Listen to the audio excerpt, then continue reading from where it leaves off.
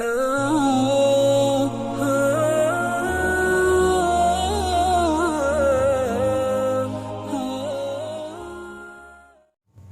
اللہ الرحمن الرحیم۔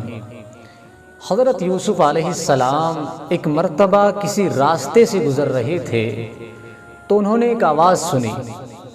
آواز یہ تھی، سبحان من جعل الملوک عبیدا بالمعصیہ وجعل العبید ملوکا بالطاعہ، کہ پاک ہے وہ ذات جو بادشاہوں کو نافرمانی کی وجہ سے غلام بنا دیتا ہے، اور پاک ہے وہ ذات جو غلاموں کو فرما برداری کی وجہ سے، اطاعت کی وجہ سے بادشاہ بنا دیتا ہے۔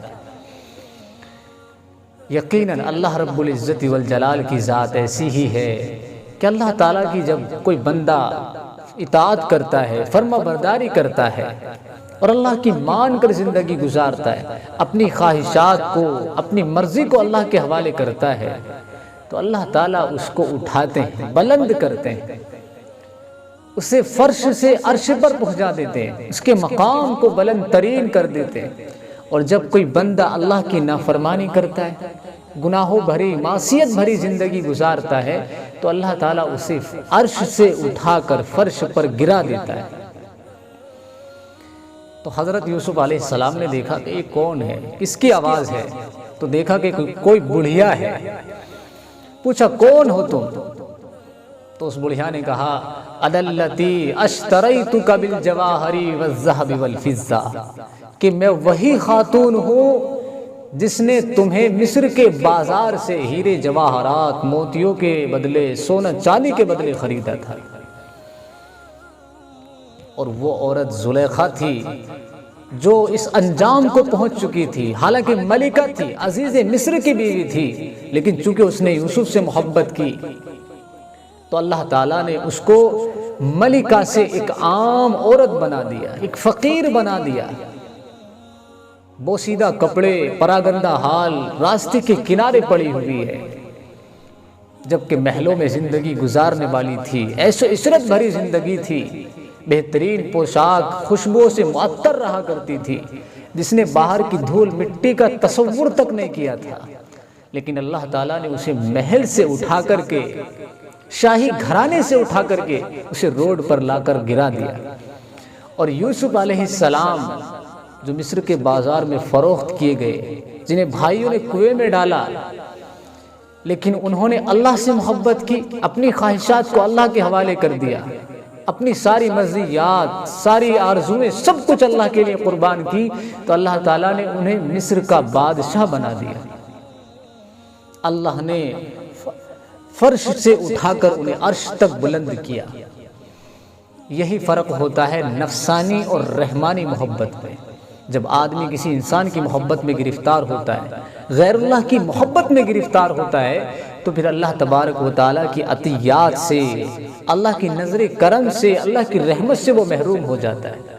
اور جب کوئی بندہ اللہ سے محبت کرتا ہے، اپنے دل میں اللہ تبارک و تعالیٰ کی محبت کو بسا لیتا ہے اور اللہ کے عشق میں مستغرق ہوتا ہے، اپنی آرزویں، اپنی خواہشیں اللہ کے لیے قربان کرتا ہے، تو اللہ تبارک و تعالیٰ پھر اس کے ساتھ ایسا ہی سلوک کرتے ہیں۔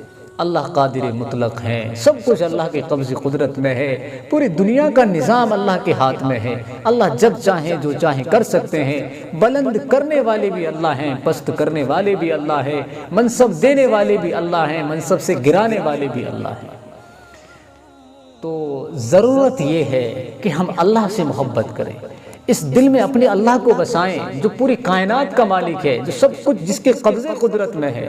ہم دنیا کے لیے دنیا سے محبت کرتے ہیں کہ ہمیں دنیا حاصل ہو جائے، پیسے سے محبت کرتے ہیں کیونکہ پیسے کی ہمیں لالچ ہے، ہم دنیا داروں سے محبت کرتے ہیں کہ ہمیں پیسہ مطلوب ہے، شہرت مطلوب ہے۔ ان سب چیزوں کے حصول کے لیے ہم دنیا سے محبت کرتے ہیں اور اللہ کو چھوڑ دیتے ہیں۔ اور جس کے قبضے میں یہ ساری چیزیں ہیں، جس کے قبضے میں ساری چیزیں ہیں، جو ان سب کا مالک ہے، ہم اس کو نظر انداز کر دیتے ہیں۔ اگر اللہ ہی سے ہم محبت کر لے تو سارے خزانے تو اس کے ہیں، سارے خزانوں کا مالک تو وہ ہے۔ اگر اللہ کی محبت ہمیں حاصل ہو گئی، اللہ ہمیں حاصل ہو گیا، تو سب کچھ تو پھر ہمارا ہی ہے۔ ایک واقعہ ہے نہیں، کتابوں کے اندر لکھا ہوا کہ ایک بادشاہ نے اعلان کیا اپنی رعایا کے اندر کہ کل جو بھی ہم سے جو مانگے گا ہم اس کی خواہش کو پورا کریں گے۔ اب سب لوگ بادشاہ کے دربار میں اپنی اپنی بڑی بڑی خواہشوں کا اظہار کیا، کسی نے کچھ مانگا، کسی نے کچھ مانگا، بادشاہ نے سب کو دیا۔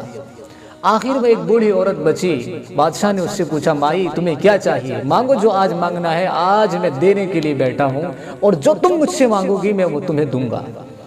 تو مائی نے کہا بیٹا مجھے تو ہی چاہیے۔ تو بادشاہ کو بڑی حیرانی ہوئی۔ بادشاہ نے کہا مائی تم مجھے مانگ رہی ہو؟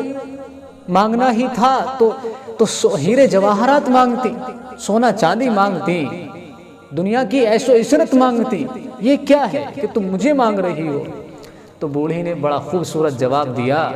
بوڑھی ماں نے کہا بیٹا اس پوری سلطنت کے تم مالک ہو، اس سلطنت کے تم بادشاہ ہو، اگر تم مجھے حاصل ہو گئے تو یہ ساری سلطنت تو خود بخود میری ہو جائے گی، مجھے سلطنت لینے کی کیا ضرورت ہے، تم میرے ہو جاؤ یہ سب کچھ میرا ہو جائے گا۔ تو ایسی اللہ اس کائنات کے مالک ہیں، اگر اللہ ہمارے ہو گئے تو ساری کائنات ہماری۔ من کان للہ کان اللہ لہ، جو اللہ کا ہو جاتا ہے اللہ اس کا ہو جاتا ہے، جو اللہ کے لیے قربانی دیتا ہے پھر اللہ تعالیٰ دنیا کو اس کی قدموں میں لا کر کے ڈال دیتا ہے، سب کچھ پھر اس کو حاصل ہوتا ہے۔ اللہ تبارک و تعالیٰ اس کے ساتھ پھر ویسا ہی برتاؤ کرتے ہیں جیسا بندہ اللہ کے ساتھ برتاؤ کرتا ہے۔ تو ضرورت ہے ہمیں اپنے اللہ سے محبت کرنے کی، غیر اللہ کو اس دل سے نکالنے کی۔ اللہ تبارک و تعالیٰ ہم سب کو عمل کی توفیق عطا فرمائے۔